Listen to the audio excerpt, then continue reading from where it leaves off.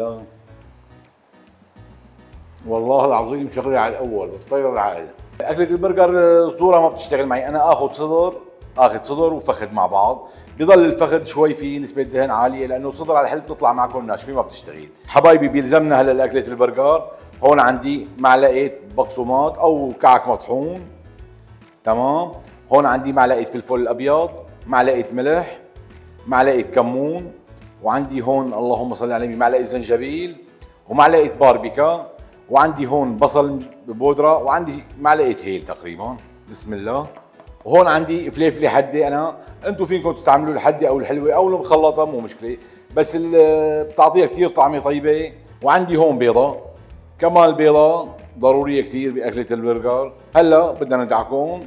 بسم الله. شايفين اخواتي بنعطيهم دعكة كثير منيحة.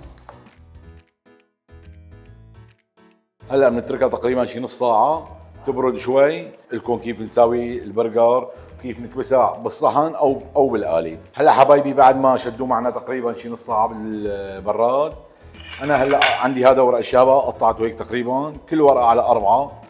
هلا بدنا نقسمهم. هلا بالعادة نحن بنكبسهم بالقالب، بس اللي ما عنده قالب لأعلمكم كيف تكبسون. بيكون بدنا صحن يكون بهالشكل هذا، له حرف صغير عشان يعطينا وما بدنا نضغط كثير. هيك شيء انه حبايب قلبي هلا خلصناهم كبسناهم كلهم، شايفين شلون طالعين شغله باذن الله. طبعا الزوايد انا كفيتها كلها هيك لجوا.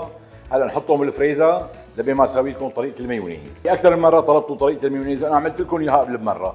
اليوم رح نعملها ببيض لا نشا ولا بطاطا مسلوقه. هون عندي بيضتين كاملين، عندي كم سن توم، انا بحب تومه يكون ظاهر، انتم حسب الرغبه بتحطوا سنين، بتحطوا 10، بتحطوا 50 اللي بريحكم. عندنا هون ربع معلقه حمض الليمون، نص معلقه ملح، وعندي هون كاسه زيت.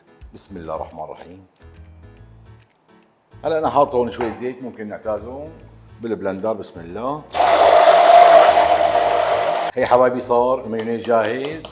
هلا نحطه بالبراد شوي لبين ما يشد حاله اكثر، ونكون جهزنا الساندويش. صار معنا البرجر جاهز، وعندي مقلايتين هون حميت حطيت لهم بشويه زيت. بسم الله الرحمن الرحيم. وهلا هيك اخواتي بلشوا ينشفوا معنا، ننزل بالشيدر. يا سلام الروايح وصلت للصين. اليوم لحط المايونيز، شو بنعطيه هلا؟ وحده كاتشب، وعندي هون شويه مخلل كمان، واللي بيحب البندوره كمان بصير. في عالم بتحب، في عالم ما بتحب. شايفين اخواتي شغله على الاول وفوقانيه. هلا بعد اذنكم لعنده نعطيكم راينا. بسم الله. والله العظيم شغله على الاول بتطير العقل. وهيك حبايب قلبي صار جاهزه معنا اكله البرجر، وطالعه شغله بتطير العقل. شوفوا اخواتي ان شاء الله الف صحه وهنا.